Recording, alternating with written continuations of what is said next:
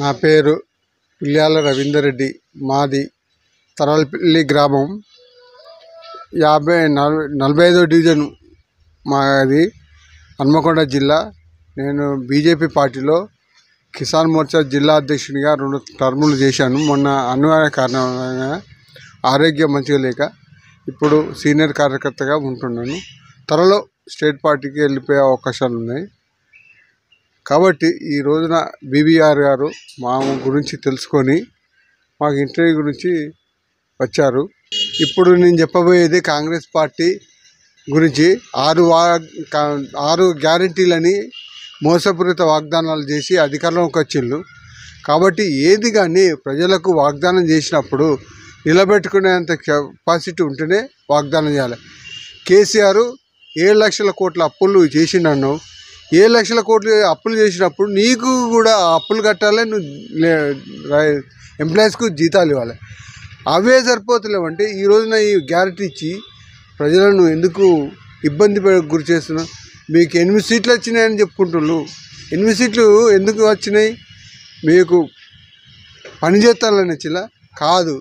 మీరు మళ్ళా ఒకటి అబద్ధం ఆడడం నేర్చుకుంటారు. ఏంటిది?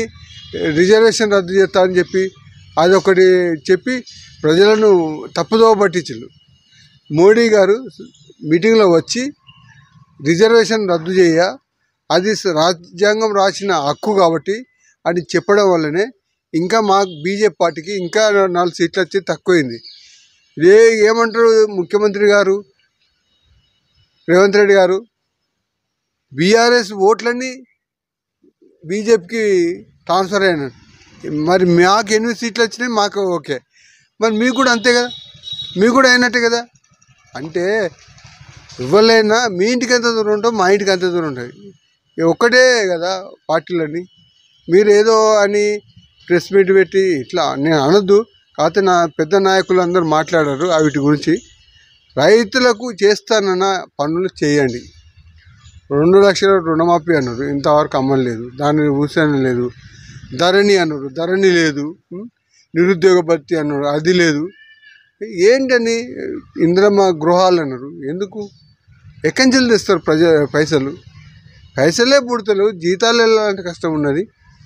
అలాంటి మోసపూరిత వాగ్దానాలు చేసి ప్రజలను ఇబ్బంది చేయాలని చూసాడని తప్ప కానీ వాగ్దానం చేయని వాళ్ళ మీద దొంగ అబద్ధాలు ప్రచారం చేయడం.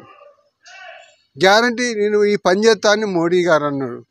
అంటే దానికి మీరు ఏం చేసి గ్యారంటీ అంటాడు.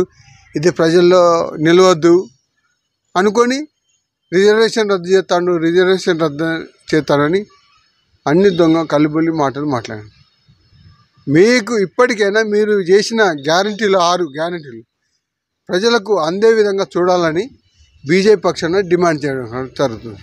సెంటర్ గురించి, రాజకీయాల గురించి మాట్లాడాలంటే సెంటర్లో మోడీ గారిని ఢీకొనడానికి కాంగ్రెస్ పార్టీ ఇండియా కూటమి పెట్టి బీజేపీ పార్టీతో దరిదాపు కూడా రాలేదు. కాబట్టి మేము అనేది ఏంటిది?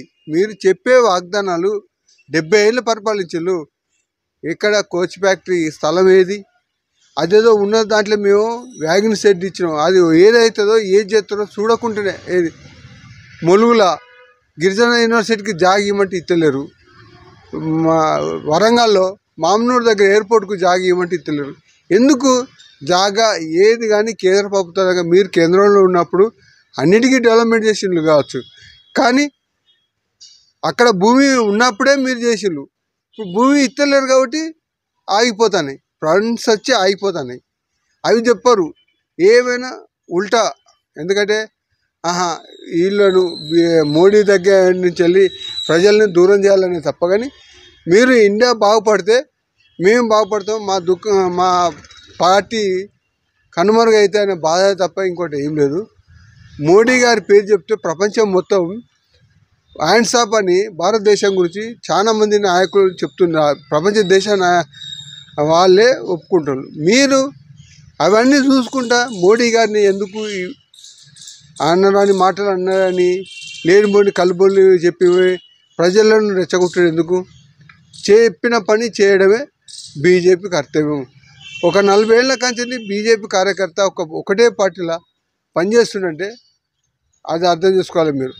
ఏదో ఒకటి మాట్లాడి ఏదో ఒకటి చేయాలంటే అది మంచి పద్ధతి కాదు. ప్రజలు ఈ రోజున అన్ని దిక్కుల మనం అంటాను అంటే ప్రజలు ముఖ్యంగా ఏలేసుకొని అవుతారు.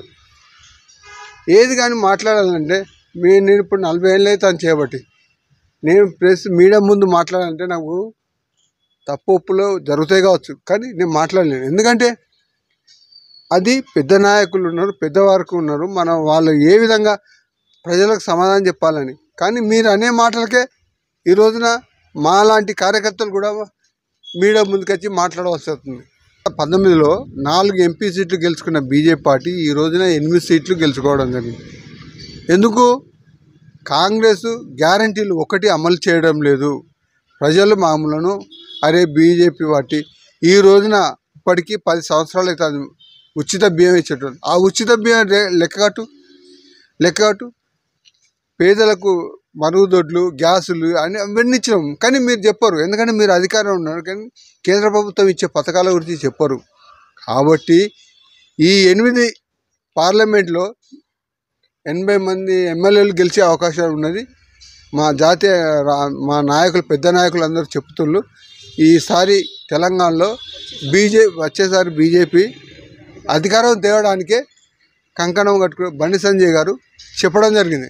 బండి సంజయ్ గారు అయితేనేమి, రఘునందన్ రావు గారు అయితేనేమి అందరూ చెప్పడం జరిగింది, కిషన్ రెడ్డి గారు కూడా.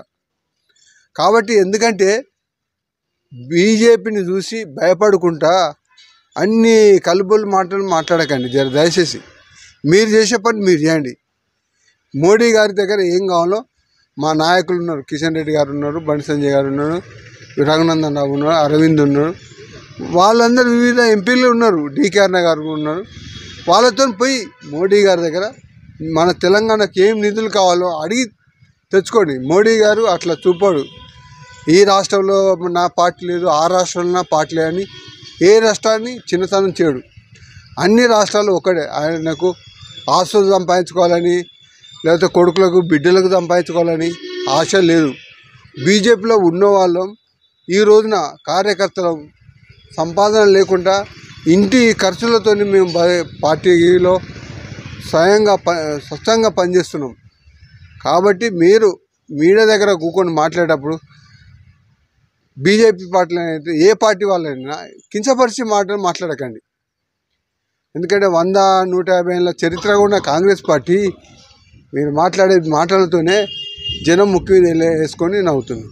కాబట్టి దయచేసి మీకేవి కావాలన్నా మోడీ గారు ఇచ్చేందుకు మా ఎంపీలు ఉన్నారు, మా ఎంపీలతో సహాయం తీసుకొని తెలంగాణకి నిధులు తెచ్చుకోండి.